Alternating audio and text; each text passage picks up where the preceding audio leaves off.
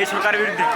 এই সরকারকে বিদায় নিয়ে ঘন্টা যে বাজাইছে সাধারণ মানুষ এবং রাজপথে ছোট বাচ্চা থেকে সবাই মা বোনেরা, আজকে আমরা অনেক আনন্দিত।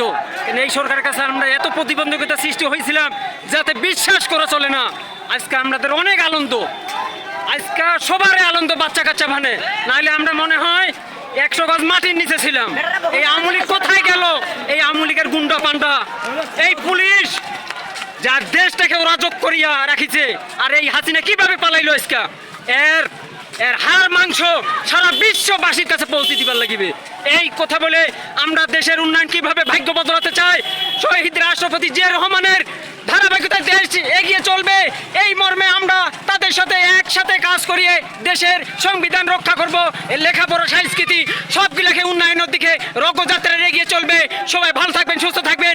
দেশের উন্নয়নের জন্য রাজপথে